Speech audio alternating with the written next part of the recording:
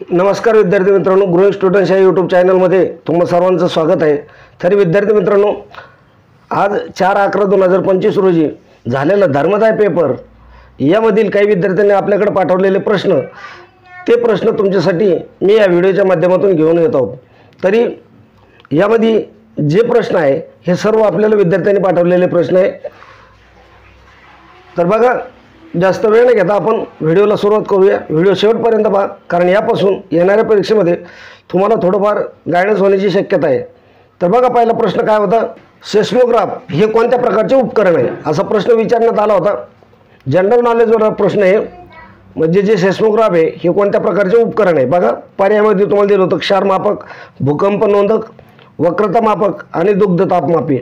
तर याचं योग्य उत्तर होतं बघा पर्याय नंबर 2, भूकंप नोंदक। त्यानंतर पुढचा प्रश्न आपण बघूया, डाळिंबापासून कोणती पोषक तत्वे भरपूर प्रमाणात मिळतात असा प्रश्न होता। पर्याय होते कार्बोदके, खनिजे, प्रथिने आणि वरीलपैकी सर्व। तर याचं योग्य उत्तर होतं बघा पर्याय नंबर 3, प्रथिने। डाळिंबापासून काय, प्रथिने हे पोषक तत्व भरपूर प्रमाणात मिळतं। पुढचा प्रश्न होता, भारतातील सर्वात मोठा हरित अमोनिया प्रकल्प कोणत्या राज्यात बांधला जाणार आहे असा प्रश्न होता। पर्याय होते राजस्थान, ओडिशा, तामिळनाडू आणि पंजाब। तर याचं योग्य उत्तर होतं पर्याय नंबर 2, ओडिशा या राज्यामध्ये काय सर्वात मोठा हरित अमोनिया प्रकल्प बांधला जाणार आहे। त्यानंतर पुढचा प्रश्न होता, भारताने इराणमधील भारतीयांना सुरक्षितपणे परत आणण्यासाठी कोणतं ऑपरेशन सुरू केलं आहे।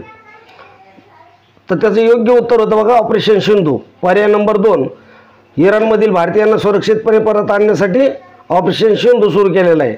त्यानंतर पुढचा प्रश्न होता बघा, हमारा पडोस हमारा समाधान ही योजना कोणत्या राज्याने सुरू केली आहे। हमारा पडोस हमारा समाधान। पर्याय काय दिले होते, पश्चिम बंगाल, तेलंगणा, उत्तर प्रदेश आणि मेघालय। तर याचं योग्य उत्तर होतं पर्याय नंबर 1, पश्चिम बंगाल। पुढचा प्रश्न होता, अपमान केल्यास कोणाला राग येत नाही, वाक्याचा प्रकार सांगा। तर कोणत्या प्रकारचं वाक्य आहे, होकारार्थी, केवळ वाक्य, नकारार्थी, विधानार्थी। अपमान केल्यास कोणाला राग येत नाही, वाक्याचा प्रकार कोणता होता। तर योग्य उत्तर होतं पर्याय नंबर 3, हे नकारार्थी वाक्य होतं। पुढचा व्याकरणाचा प्रश्न होता, इंद्र या शब्दाचा समानार्थी शब्द कोणता। इंद्र या शब्दाचा समानार्थी शब्द सांगायचा होता। बघा, पर्याय तुमच्या समोर आहेत आणि योग्य उत्तर काय असेल याचं, तर देवेंद्र। पर्याय नंबर 1 हे या प्रश्नाचं उत्तर होतं।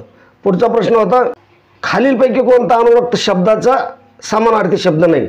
अनुरक्त या शब्दाचा समानार्थी शब्द नाही असा प्रश्न तुम्हाला विचारला होता। पर्यायामध्ये इच्छायुक्त, अनुरागी, प्रेम शब्द, अनासक्त। तर योग्य उत्तर काय होतं, अनुरुक्त शब्दाचा समानार्थी शब्द कोणता नव्हता, तर अनासक्त हा शब्द नव्हता। पर्याय नंबर 4 हे या प्रश्नाचं योग्य उत्तर होतं। पुढचा प्रश्न पहा, तू घरी असला तर मी त्याच्याकडे थांबेल या वाक्याचा प्रकार ओळखायचा होता। काय, तू घरी असला तर मी त्याच्याकडे थांबेल या वाक्याचा प्रकार कोणता आहे। स्वार्थी, आज्ञार्थी, विद्यार्थी, संकेतार्थी। तर याचं योग्य उत्तर होतं पर्याय नंबर 4, संकेतार्थी वाक्य होतं हे। पुढचा प्रश्न होता, पुढीलपैकी शब्दातून बोलभांड या शब्दासाठी पर्यायी शब्द निवडा। बोलभांड या शब्दासाठी पर्यायी शब्द काय असेल, पर्याय नंबर 3, बडबड्या। बोलणारा, भांडणारा, अबोल हे त्याचे पर्यायी शब्द नाही आहेत, तर बडबड्या हा त्याचा काय पर्यायी शब्द होता। पुढचा प्रश्न, वाजत गाजत सांजत आज या ओळीत कोणत्या अलंकाराचा उपयोग केला आहे। वाजत गाजत सांजत या ओळीत कोणत्या अलंकाराचा उपयोग केला आहे। बघा, श्लेषा, अनुप्रास, यमक, उत्प्रेक्षा कोणता अलंकार होता। तर योग्य उत्तर होतं पर्याय नंबर 2, अनुप्रास या अलंकाराचा या ओळीमध्ये काय उपयोग केलेला आहे। पुढचा प्रश्न बघा काय होता, अपकर्ष या शब्दाचा विरुद्धार्थी शब्द कोणता होता। अपकर्ष या शब्दाचा विरुद्धार्थी शब्द आकर्ष, उत्कर्ष, परकर्ष, वरील नाही। काय असेल, अपकर्ष याचा विरुद्धार्थी शब्द होता उत्कर्ष। पर्याय नंबर 2 हे या प्रश्नाचं योग्य उत्तर होतं। त्यानंतर बटाटा हा शब्द कोणत्या भाषेतून मराठीत आला आहे। बटाटा हा शब्द कोणत्या भाषेतून मराठीत आला, तर पर्याय होते इंग्रजी, पोर्तुगीज, फारसी, अरबी। योग्य उत्तर होतं पर्याय नंबर 2, पोर्तुगीज या भाषेतून हा मराठी भाषेत आलेला शब्द आहे।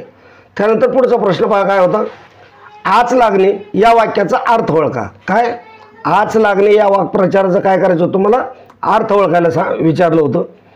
पर्याय होते आभाळ उसळणे, धाबेदानाने, झळ लागणे यापैकी नाही। काय उत्तर असेल, पर्याय नंबर 3, आच लागणे म्हणजे काय, झळ लागणे। हा ह्या वाक्प्रचाराचा काय होता, अर्थ होता. त्यानंतर पुढचा प्रश्न आपण बघूया. इतिहासावरील प्रश्न होते. लोकहितवादी गोपाळ हरी देशमुख यांनी लिहिलेली शतपत्रे खालीलपैकी कोणत्या मासिकातून प्रसिद्ध होत होती? शतपत्रे कोणत्या मासिकातून प्रसिद्ध होत होती असा प्रश्न आहे. पर्याय होते प्रभाकर, बहिष्कृत, भारत, समता, सुलभ समाचार. काय योग्य उत्तर होतं तर प्रभाकर. पर्याय नंबर 1 हे या प्रश्नाचे योग्य उत्तर. पुढचा प्रश्न होता. नवजवान भारत सभेची स्थापना कोणी केली होती? नवजवान भारत सभा या सभेची स्थापना कोणी केलेली आहे? केशवचंद्र सिंह, भगतसिंग, स्वामी विवेकानंद, सुभाषचंद्र बोस. योग्य उत्तर होतं पर्याय नंबर 2. योग्य उत्तर होतं भगतसिंग. पर्याय नंबर 2 हे या प्रश्नाचं योग्य उत्तर होतं. पुढचा प्रश्न होता पहा. विनोबा भावे यांचे परमधाम आश्रम खालीलपैकी कोणत्या ठिकाणी आहे? विनोबा भावे यांचं परमधाम आश्रम कोणत्या ठिकाणी? खेड, मोजरी, पवनार, पैठण. योग्य उत्तर होतं पर्याय नंबर 3. पवनार या ठिकाणी काय विनोबा भावे यांचे परमधाम आश्रम आहे. पुढचा प्रश्न पहा काय होता. अमृत बाजार पत्रिका हे वर्तमानपत्र कोणत्या नेत्याचे मुखपत्र बनले होते? अमृत बाजार पत्रिका कोणत्या नेत्याचे मुखपत्र बनले होते? पर्याय जहालवादी नेते, मावळवादी नेते, साम्यवादी नेते. यापैकी नाही. योग्य उत्तर होते याचं पर्याय नंबर 1. काय अमृत बाजार पत्रिका हे जहालवादी नेते यांचं काय मुखपत्र बनलं होतं. पुढचा प्रश्न होता पहा. केसरी या मराठी वृत्तपत्राची स्थापना कोणी केली? केसरी या मराठी वृत्तपत्राची स्थापना कोणी केलेली आहे? पर्याय काय होते पहा. जवाहरलाल नेहरू, महात्मा गांधी, बाळ गंगाधर टिळक, राजाराम मोहन राय. काय योग्य उत्तर होतं पर्याय नंबर 3 बाळ गंगाधर टिळक. पुढचा प्रश्न होता. महाराष्ट्रातील कोणते ठिकाण भारताचे नारंगी शहर म्हणून ओळखले जातं? महाराष्ट्रामधलं कोणतं ठिकाण आहे की जे भारतामधलं नारंगी शहर म्हणून ओळखलं जातं?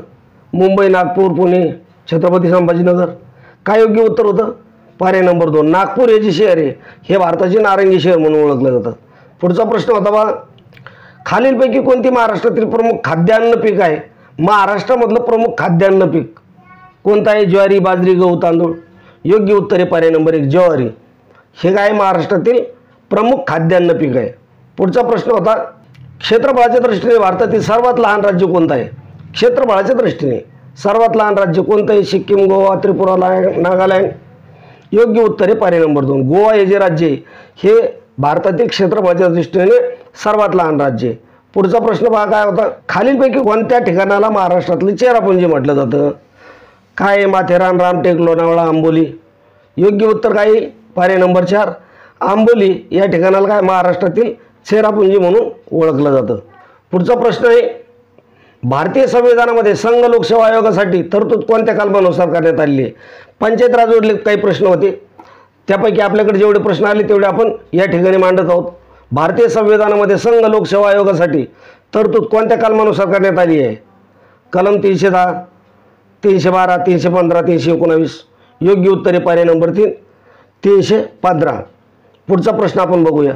भारतीय संविधानाच्या कोणत्या अनुच्छेदानुसार मंत्रिपरिषद लोकसभेला उत्तरदायी असते? कोणत्या अनुच्छेदानुसार? बघा अनुच्छेद 75, अनुच्छेद 74, अनुच्छेद 73, अनुच्छेद 76. भारतीय संविधानाच्या कोणत्या? बघा पर्याय नंबर 1 या प्रश्नाचं उत्तर होतं अनुच्छेद 75. पुढचा प्रश्न बघा काय होता. महाराष्ट्र राज्यातील नगर परिषदांचा कारभार कोणत्या अधिनियम अन्वये चालविला जातो?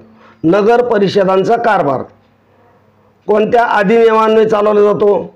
महाराष्ट्र नगर परिषदा नगरपंचायती अधिनियम 1965, मुंबई जिल्हा नगरपालिका अधिनियम 1922, महाराष्ट्र नगरपालिका अधिनियम 1960.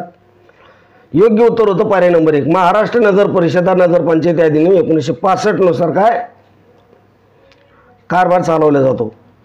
पुढचा प्रश्न होता. राष्ट्रपती राजवट ही घटनेच्या कोणत्या कलमान्वये लागू करता येते?